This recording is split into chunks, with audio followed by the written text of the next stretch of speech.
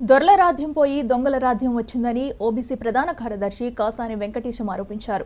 కాంగ్రెస్ ప్రభుత్వం వెంటనే BC declaration అమలు చేయాలంటూ ఓబీసీ నాయకులు మేడ్చల్ మల్కాజ్గిరి జిల్లా కలెక్టరేట్ ముట్టడించారు.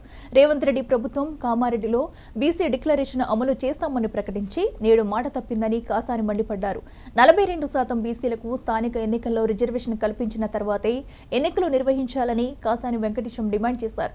గతంలో బీఆర్ఎస్ ప్రభుత్వం, ఇప్పుడు కాంగ్రెస్ ప్రభుత్వం బీసీలను మోసం చేస్తున్నాయని ఓబీసీ నాయకులు మండిపడ్డారు. ఈ కార్యక్రమంలో ఓబీసీ మోర్చా నాయకులు, విద్యార్థి నాయకులు పాల్గొన్నారు.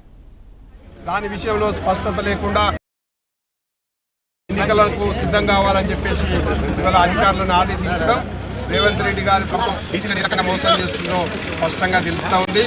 దానికోసమే ఇవాళ రాష్ట్ర వ్యాప్తంగా అన్ని కలెక్టరేట్ల ముందు భారతీయ జనతా పార్టీ ఓబీసీ మోర్చా పక్షంలో అన్ని ధర్నాలు నిర్వహిస్తా ఉన్నాం. ఈ ధర్నాలలో ప్రముఖంగా కామారెడ్డి డిక్లరేషన్లో కాంగ్రెస్ పార్టీ పెద్ద నాయకులందరూ ఏవైతే హామీలు ఇచ్చినారో హామీలను వెంటనే అమలుపరచాలని చెప్పేసి డిమాండ్ చేస్తా ఉన్నాం.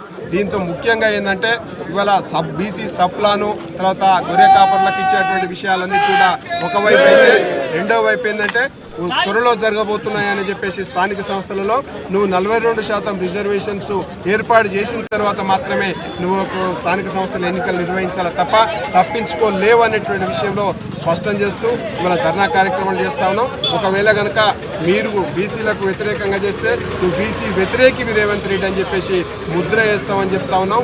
ఇవాళ పోయిన కాలంలో కేసీఆర్ ఏ రకంగా మోసం చేసిందో ఇవాళ రేవంత్ రెడ్డి కూడా బీసీలని అదే రకంగా మోసం చేసేటువంటి ప్రయత్నం చేస్తూ ఉన్నాడు. కాబట్టి దొరల రాజ్యం పోయింది, దొంగల రాజ్యం వచ్చిందనే రకంగా ప్రజలు భావిస్తూ ఉన్నారు. దాని విషయంలో స్పష్టత